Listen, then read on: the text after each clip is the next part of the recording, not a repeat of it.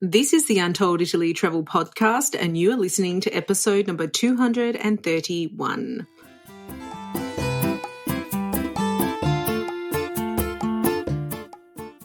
Ciao a tutti and benvenuti to Untold Italy, the travel podcast where you go to the towns and villages, mountains and lakes, hills and coastlines of Bella Italia. Each week your host, Katy Clarke, takes you on a journey in search of magical landscapes, history, culture, wine, gelato, and of course, a whole lot of pasta. If you're dreaming of Italy and planning future adventures there, you've come to the right place.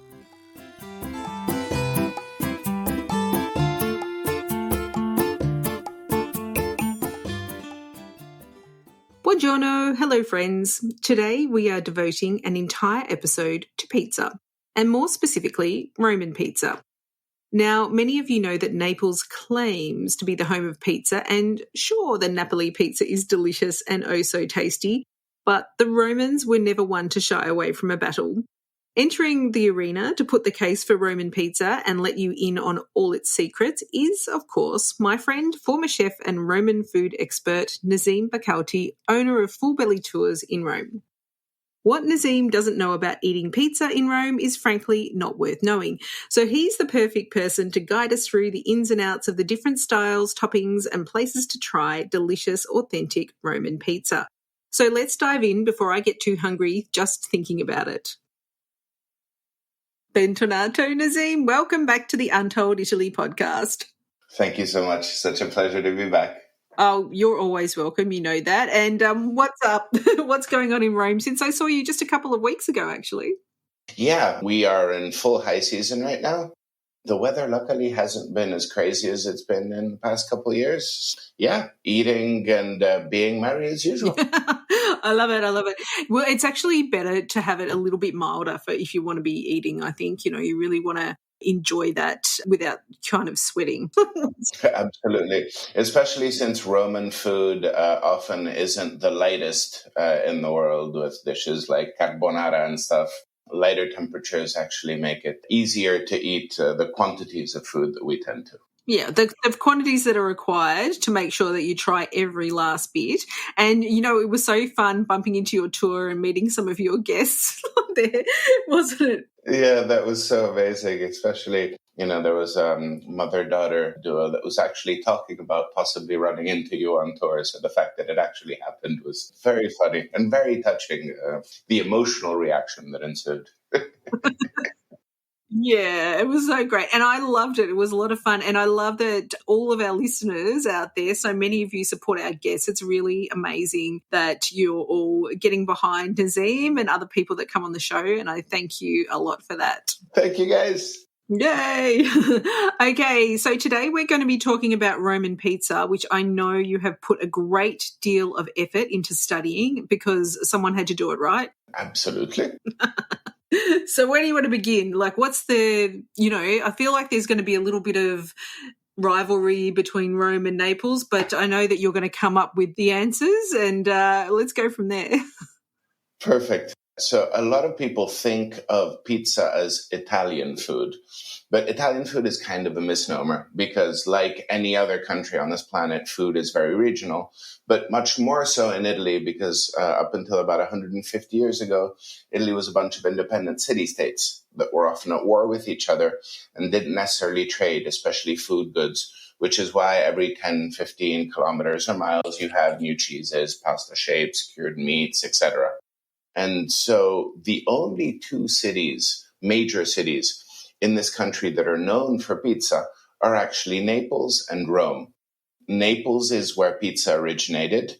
They have two main styles, wood-fired oven-baked and a deep-fried version of pizza called pizza montanara. And their style tends to be fluffier, chewier, and it's normally got its characteristic puffy crust, especially for the oven-baked kind, which they call the cornicione, which is the cornice or the part of the building that sticks out. It gives you a little cover from the elements. And it's often wetter than the Roman kind because they tend to use more tomato and fresh mozzarella, which releases moisture when cooked.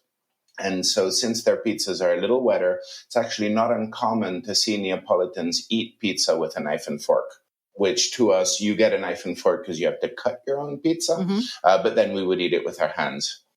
The Roman style of pizza is traditionally thin and crispy, but many styles have since evolved. And that's actually what we'll be talking about today. So there's three main categories of pizza that you can find in Rome, arguably four in my mind. These categories are pizza alla pala, which means pizza by the pail, that refers to the wooden implement used to bring bread in and out of an oven with. And this is the first iteration of Roman pizza, and is the kind of pizza that you find in our bakeries, forni or panifici, which are the bakeries that focus on breads and drier sweets like cookies, pies, etc. We also have the pizza tonda romana, which means the round Roman pizza, which traditionally is cooked in a wood-fired oven and is very, very thin in comparison to the puffier Neapolitan kind. We also have pizza al taglio, which means pizza by the cut, which is kind of like an offshoot of pizza alla pala. So this is one of our fast food kinds of pizza, where the pizza is already made. Each one has a price by weight. You tell them how much of it you want. They cut off just that piece, weigh it, and charge you only for that amount. And then there's what in my mind is a fourth category of pizza, which stems from the pizza alla pala, so the bakery pizza, which are called pizzette, which literally translates to small pizzas. And I think of them as like our breakfast/snacking pizzas. And they have different names depending on either what dough they're made out of or what shape they come in. And today we'll be talking a bit about all of these styles. I might have one more because you introduced it to me, so I don't want to put you on the spot too much, but I'm going to. What about the trapezzino? Absolutely. That is a very, very good point. And actually, the trapezzino, it's true. I think of it as kind of its own unique food.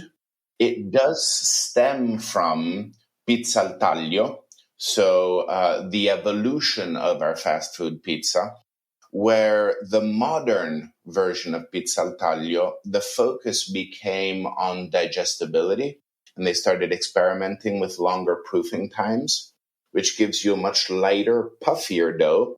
And so trapezzino is an offshoot of this modern kind of pizza al taglio, where they bake the dough off into squares. They then cut them diagonally, and then they upend them, and they use them almost like pita pockets, filling them with all sorts of traditional Roman stews. And the dough proofs for a very long time, often up to 100 hours, over 4 days. And the resulting dough is this super light, fluffy, airy cloud that has a millimetric crispy crust around it because they heat it before filling them, and is absolutely something that you should seek out while you're in Rome. Actually, you can find trapezzino in a couple other places as well. They have one in New York City, there's one in Milan, there's one in Florence. So even if you're not making your way to Rome, that's definitely something that you should seek out. So absolutely. So we have 5 styles, even more. That one is like literally a meal in itself, though, because it is stuffed with the most delicious things, and I can totally recommend it. And if you need, like a quick dinner or something in Rome, you just go find that one because it's really good. Absolutely. And I can the eggplant, the melanzane or the eggplant parmigiana. That's my pick for that one. Just saying. Okay, sorry. Let's go. Let's continue with our pizza in Rome exploration.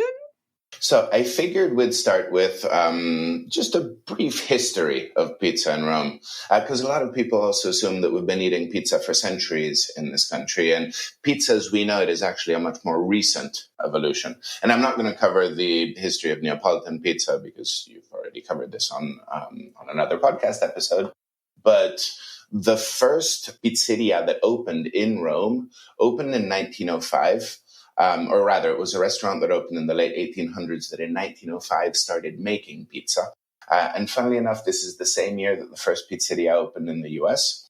But it didn't actually go over very well here in Rome. We were already used to the pizza alla pala, the stuff that you can find in bakeries, which tends to be made with a dough that's similar to bread dough, so lower in hydration than the Neapolitan kind, tended to be cooked at a lower temperature for a longer time, so it would be kind of chewier. And this Neapolitan pizza that was like fluffier and puffier and lighter didn't go over well texturally. So the first kind of experiments of Neapolitan pizza in Rome actually failed quite miserably. Pizza actually only became commonplace in Rome after World War II. In the late 40s and early 50s, you started getting pizzerie that opened in Rome making the pizza tonda romana, the round Roman pizza, which is the wood-fired oven-baked kind, which is the thinnest possible type you'll find in Rome. And it's only in the 60s where pizza al taglio, the evolution of the bakery kind of pizza, came to be, which is actually probably the most emblematic kind of pizza that you find here in Rome. And it was only in the early 2000s that there was a kind of revolution in pizza al taglio, where the focus was experimentation on digestibility. And we'll talk about everything that entails. So we'll start with pizza alla pala, which was the first iteration of pizza that you can find in Rome. It's made in local bakeries, as I was saying. And a lot of people say that pizza bianca, which means white pizza, and is our equivalent of focaccia, which is the base dough that we use for all of these pizzas, can actually trace its roots back to ancient Roman times, where they would take a piece of bread dough, they would flatten it, and cook it on the stone of the oven itself to see if the oven had reached the correct cooking temperature, because ovens didn't have thermostats back then. And the name focaccia, which is what most people refer to this kind of dough that's baked in the oven, actually comes from the ancient Roman times, where they would cook these mixtures of flour, olive oil, spices, and honey that was cooked on a hot stone. And it was called panis focaccius, from the Latin panis for bread, and focus, which was the hearth, where you would cook things. And so that's where the name, or that's where we think that the name focaccia stems from. This pizza alla pala tends to be chewier and crunchier. Now, there's a difference between crunchy and crispy. Crispy, think of like light shattering stuff, like tempura, for example, whereas crunchy tends to be like harder, so something more along the lines of granola or like biscotti. And so this tends to be chewier and slightly crunchier. Okay. This kind of bakery pizza started out simply with pizza bianca or pizza rossa, which means red pizza, which is the same dough simply dressed with good quality canned tomato, salt, and extra virgin olive oil. And these were the first two types of pizza that you could find in these bakeries. And actually, doing some research, a lot of people say that back in the day, that's how they would give you change. Instead of actually giving you coins, they would give you the difference in pizza bianca or pizza rossa. And so it was a way of the bakeries rounding out their profits, and is often one of the most popular like treats that you get. And it's one of the most fun things about going shopping with your parents when you're a kid here.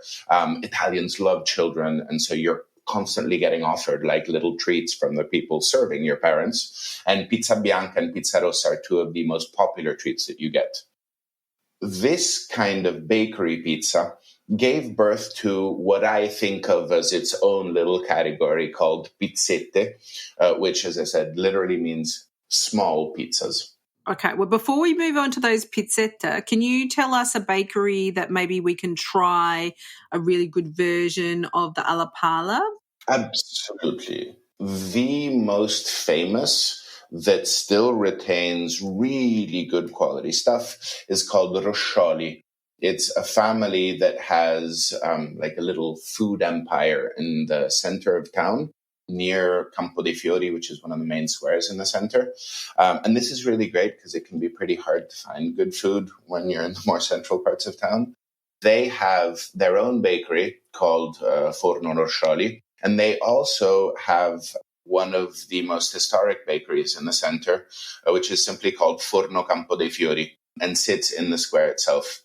And there you can find the super traditional versions, but they also have gotten more creative, offering a crazy array of toppings.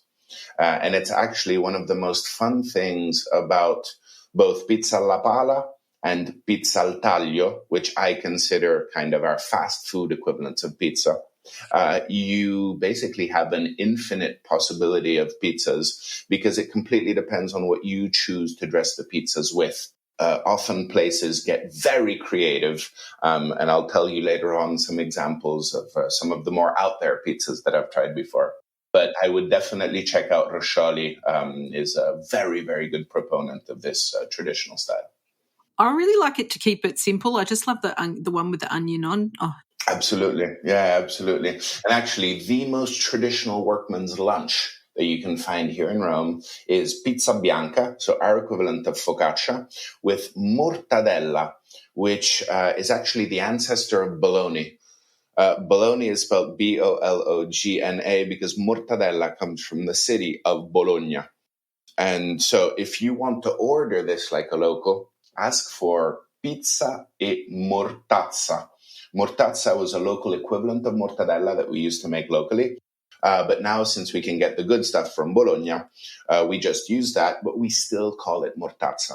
And if you ask for it like that, you'll get much better service because they don't expect visitors to know this kind of local lingo.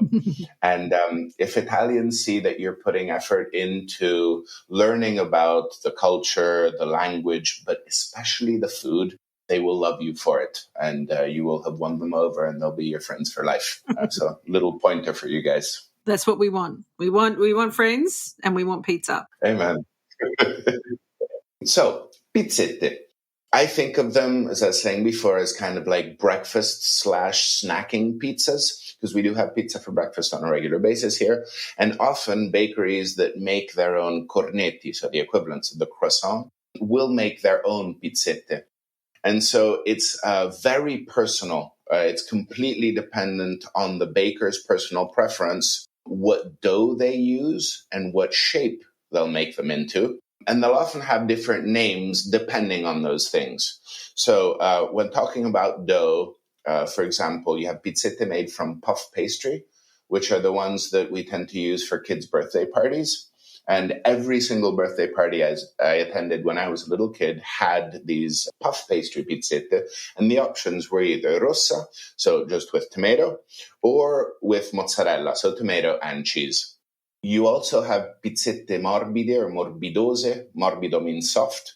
And in this case, they use either milk bread or pane all'olio, oil bread, which are like these softer breads that you would use to make stuff like kind of hamburger buns out of, which tend to be softer and fluffier, unless you roll them really, really thin, in which case they become like shatteringly crispy. You have bakeries that will use simply their sourdough bread, which tends to give you kind of a chewier texture. My favorites are actually made with the dough that you use for pizza bianca.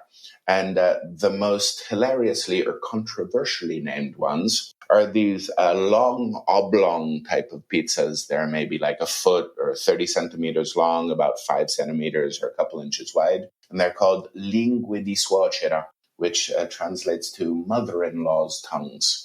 Because maybe if you're the son-in-law, they can get some flack from them. We have very picturesque or funny names for food in this country. And so these are various types of pizzette that are often either given to kids as snacks throughout the days or what you'd start the day with if you want a savory breakfast.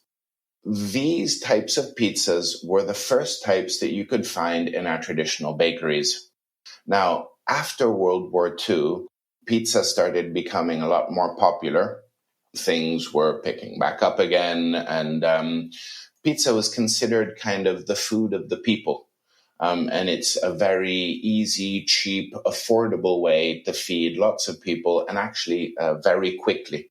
The wood-fired pizzerie The ovens can reach temperatures of upwards of 550 degrees Celsius. That's upwards of like 950 degrees Fahrenheit. And so a pizza cooks very, very quickly. And so not only is it cost effective, it was a very effective way of feeding large volumes of people. The pizza tonda, that's what we refer to. Tondo means round. So the full name is pizza tonda romana, but we just call it pizza tonda. Tends to have less proofing. These long proofings actually came to be only in the early 2000s. And so they would tend to just mix the dough, let it proof for anywhere between like 2 to 5 hours. And this actually yields the kind of dough that is perfect for the texture that we seek in the pizza tonda, which is very thin, but has a nice crispiness to it. The wood-fired oven, in my opinion, is paramount for this kind of pizza. To me, this kind of pizza does not taste right unless it's cooked in a wood-fired oven, because you actually get flavor from the wood burning. You get like a kiss of smoke from the wood-fired oven. And I find that the texture is also wrong, because wood-fired ovens, as I said, reach higher temperatures than gas or electric ovens. And so if you don't use a wood-fired oven, it takes longer for the pizza to cook, and it kind of dries out the dough, becoming kind of dry and almost leathery. Like it's not crispy, but it's not soft. It's almost like the worst of both worlds in my mind. And so what I say on tour is that if you don't see a wood-burning oven, like if you don't see wood burning in the oven, don't bother setting foot in the pizzeria. Actually, last night for due diligence, I finally went to one of the most famous pizzeria in Rome that doesn't use a wood-fired oven. And it was some of the worst food that I've ever had in my life. The place will remain nameless. But my position on the wood-fired oven is a very staunch one. But I figured, since I'm going to be talking about it on the podcast, I wanted to make sure that, there wasn't a fluke and there was like good pizza baked in gas or electric ovens. So far, I've been proven right. So can you tell us, if you can't tell us the name of the super wrong one that's very popular, can you tell us a good one in the centre that people could try and be confident that they're getting the wood-fired oven goodness? To be perfectly honest, there aren't that many left that bake really good pizza. So I'd be tempted to hold these closer to my heart. But since we are on the podcast, and I do like to share tips and tricks here, one pizzeria, which is actually one of the most historic pizzeria that you have in Rome, opened in the early 50s. It's in Trastevere, and it's called Ai Marmi, which means the marbles, because they have marble tops for their tables. And that's also why we refer to it very familiarly here as l'obitorio, or the morgue. So, Ai Marmi is actually one of my go-to pizzeria if I'm not in my neck of the woods, and they do have the wood-fired pizza. So that is a good place to turn to. The oven temperatures, as I said, can reach temperatures of upwards of 550 degrees Celsius. That's upwards of 950 degrees Fahrenheit. So pizza cooks very, very quickly. They'll often keep the oven maybe just a little cooler, maybe around 450 Celsius, around 850 Fahrenheit.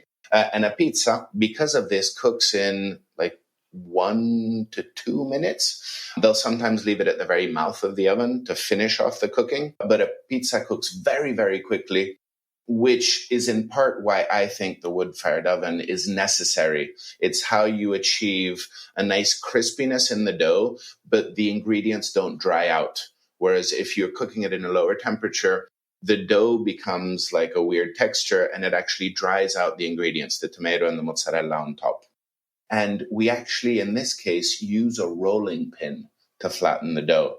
In Naples, they tend to do it by hand, leaving the crust a little puffier, because as I said, they do value this puffy crust. Whereas here in Rome, we use a very thin rolling pin that doesn't have the handle grips on the end. And it makes it easier to bang out the pizzas faster and to get this very thin texture. Know that spinning pizzas in the air, the way you see it done like on TV, actually is not a thing here in Rome. I'm pretty sure it's not a thing in Naples either. And they do have like pizza spinning competitions, but the dough that they make for pizza spinning competitions has a ton of salt, which gives it more structural integrity so it doesn't like tear apart as it's flying through the air. And so you wouldn't even be able to eat that dough. But just word to the wise, that's not a thing that you'll see happen in Italy. Okay. And if you do, you're maybe in a questionable place. Okay. Leave immediately. Yes, exactly. The thinness of the pizza, of this category of pizza, makes it also the most time sensitive food I know of. It's at its best in the first couple minutes once it comes out of the oven.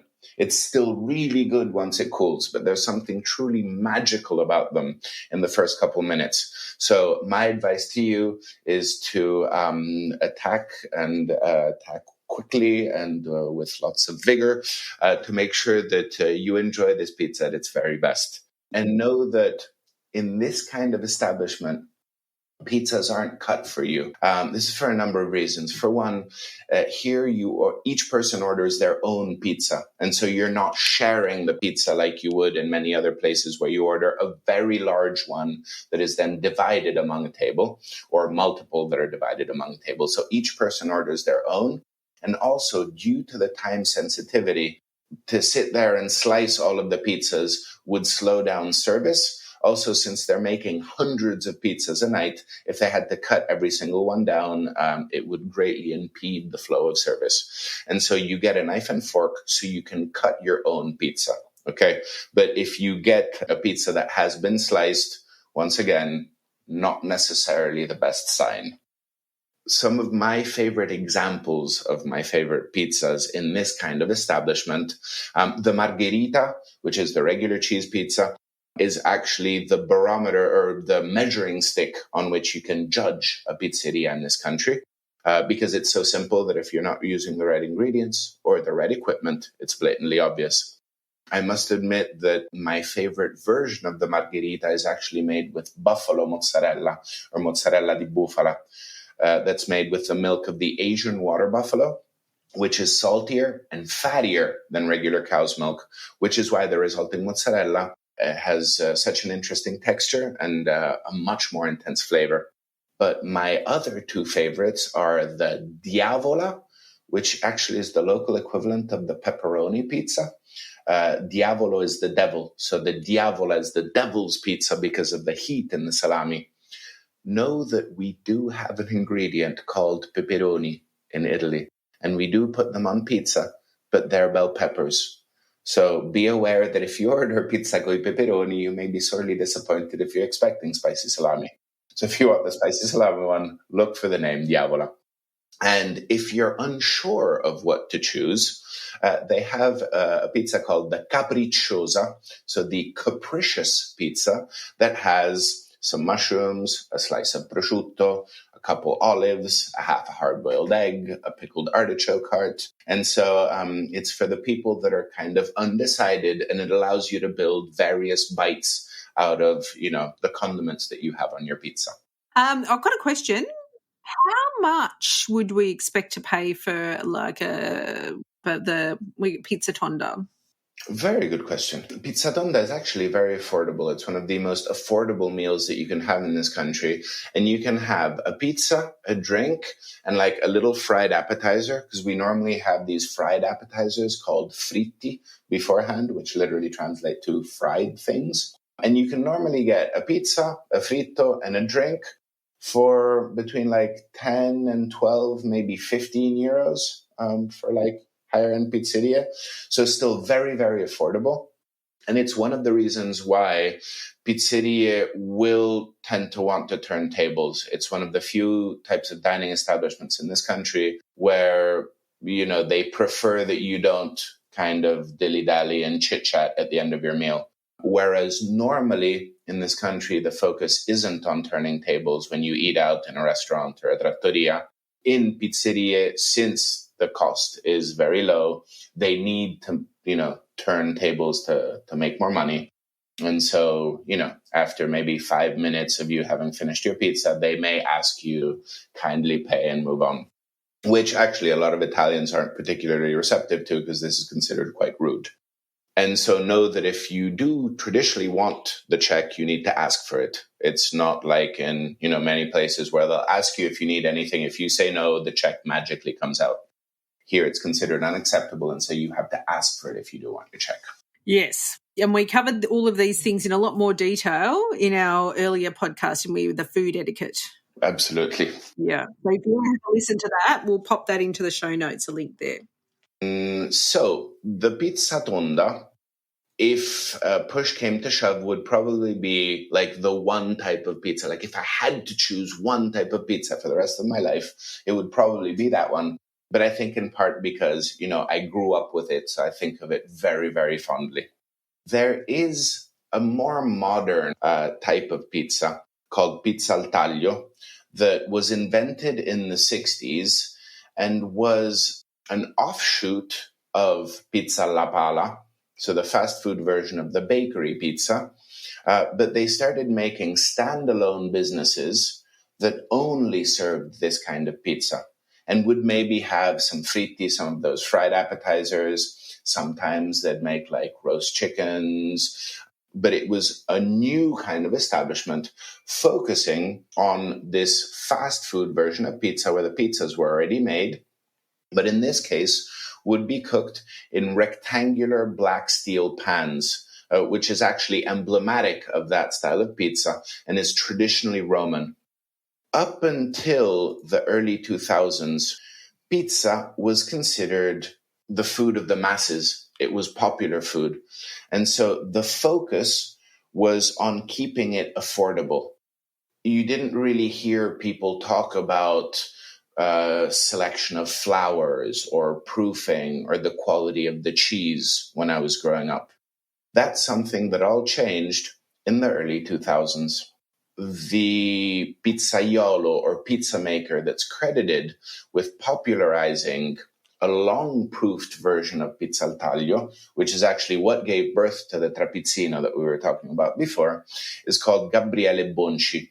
His pizza al taglio place is called Pizzarium. It's one of my favorite places in the city. As the crow flies, it's right behind the Vatican. But the first pizzaiolo that actually came up with this long-proof dough is called Angelo Iezzi.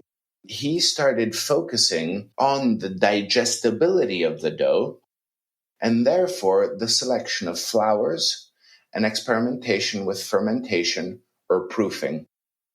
When talking about digestibility, prior to that, pizza was often made with the Roman kind of pizza, the pizza al taglio and pizza alla pala, were often made with strutto or pork fat, which made it heavier. And as I said, there was no focus on heirloom varieties of wheat. It was just whatever cheap flour you could buy. So one of the first things that Angelo Iezzi did was to start using good quality extra virgin olive oil instead of pork fat, which in and of itself makes the dough lighter and healthier, and arguably like more aromatic, more complex. He started playing with proofing or fermentation with the aim of digestibility. And this is actually, Italians have a funny focus on digestibility. It's one of the things that allows us to eat the ridiculous quantities of food that we do on a regular basis. And this kind of fixation with digestibility affects like every food decision that Italians make. And know that it's very self-serving. It's always to be able to eat more without feeling bad. Okay. In this case, the longer proofing makes the pizza more digestible for three main reasons. For one, it physically becomes a lighter product as it ferments, so it's easier for your body to break down. It also naturally starts breaking down the gluten strands over time, making it more easily digestible, whether or not you're intolerant. And it's physically lowering the dough's glycemic index because the yeast is eating the sugars and carbohydrates in the dough, meaning that you can eat more pizza without the equivalent sugar spike, without the resulting sugar crash, so you can stay more alert to eat more pizza. For the digestibility of the dough, he also started using more hydration, so adding more water to the dough, which keeps it lighter. And this also allows for the yeast to move around more freely, which means that you get better fermentation. And the final focus or experimentation when it came to digestibility was the focus on selection of flours, often looking for heirloom varieties of wheat, which are often easier to digest and already have lower levels of gluten because different types of wheat will have different gluten levels. And Angelo Iezzi actually started working with local mills to figure out what flours retained more hydration and had longer proofing capabilities, which is where non-traditional flours like rice, soy, and other grains came into play. The origins of this long proofing are actually pretty funny. Like many things in food, this happened by chance. Angelo Iezzi's experimentation led him to the realization that you could slow down proofing through the use of cold. But he initially started his experiments by freezing the dough. Now, one day, one of his freezers crapped out. And so when he came back in the morning, he found that the freezer had kept roughly the same temperature of a fridge, and that the dough had proofed so much that it had literally spilled out of the container. He cooked a batch to see what it yielded, and he finally got the results that he'd been aiming for. And so that's how this long cold proofing came to be. Cold proofing, that nowadays people talk about as being a commonplace technique, was actually born out of a mistake. Okay. The cold proofing allows for the fermentation to take place over a longer period of time. And so you develop much better flavor in the dough, and it ends up becoming more digestible, because if you were to proof the dough at room temperature for that amount of time, it would just collapse. You wouldn't even be able to make bread out of it. So prior to this renaissance of pizza, if you will, as I said, pizza was considered the food of the masses. And so the focus was on keeping it cheap as opposed to anything else. And so it's this experimentation into pizza al taglio that spurred that same focus on dough and proofing nationwide. Welcome, Naples. No, I'm just joking. This is also around the time when pinza started. Now, pinza, I don't want to spend too much time on because, for one, it's a marketing gimmick. So pinza is basically these oval pizzas that are made with the same kind of long-proofed dough that we use for the modern version of pizza al taglio. But it was a marketing gimmick that this family came up with, saying that the pinza traces its roots back to ancient Roman times, and it was the food of the gladiators, made using ancient grains like millet, spelt, etc. But nothing could be further from the truth. You could actually find interviews where these people say, oh yeah, we thought it would, be a good way of, getting us to sell more pizza, or pinza in this case. And they say that they, were the ones to start playing with the different flours and digestibility and that kind of stuff. But don't fall for it, okay? It's just basically an oblong version of the long-proofed version of pizza al taglio, and definitely does not trace its history back to anything past the early 2000s. Oh, so if we know Nesim's gone missing, if we find out, then we can only blame the Neapolitans and the Pinza family. There are two top suspects that we'll have to go searching for. Please come find me. And for the pizza al taglio, I find that a good barometer for judging a pizza al taglio place is to try their marinara, which is a tomato sauce made here in Rome with tomatoes, garlic, extra virgin olive oil, chili flake, and parsley. It's one of the most flavorful pizzas you can have when made properly. And like the margherita, since it's very simple, you can judge the dough, the quality of the tomato. And so if they have a good marinara, chances are everything else is going to be really good. Other favorite types, there's, as I was saying before, there's too many to list, especially in modern pizza al taglio spots where they get more creative with toppings. But to give you a couple examples of some kind of more out there pizzas that I've tried in fancier pizza or more modern pizza al taglio places, one of my favorites has been pizza with peaches and lardo. Lardo is like cured fatback, so think of it kind of like pancetta, which worked spectacularly well. Or I even once had one with foie gras and cherries on it. They can get really, really creative when it comes to this modern version, whereas more traditional places like bakeries, so for the pizza alla pala, will tend to stick to the more traditional toppings. So just on the marinara, actually, it's a really good one because my daughter, something's gone wrong. I don't know what's happened, but she doesn't like too much cheese these days. So she actually loves the marinara pizza because there's no cheese on it. And therefore, by the way, everyone, if you are vegan, that is the one to go for because it is a vegan pizza. So I think you definitely need to pay attention to the marinara, which in Australia, actually, it's a little bit confusing because marinara refers to a seafood pizza, but let's not go there because that's a little bit wrong, actually. The marinara, it's true, in many other parts of the world will often imply that there's seafood. That's not something that you really find on pizzas, especially not in Rome. You'll sometimes find on cold pizzas like tuna or shrimp in a kind of tuna salad or shrimp salad kind of version, but we don't really like put seafood on pizzas that cook here. When doing research, the origin for the name marinara comes from the ingredients that fishermen could afford. No? And so it was not the fancy cheese, but the other things that you could dress the pizza with, parsley, chili flake, like more affordable stuff. Yeah. But yeah, definitely does not involve seafood in this case.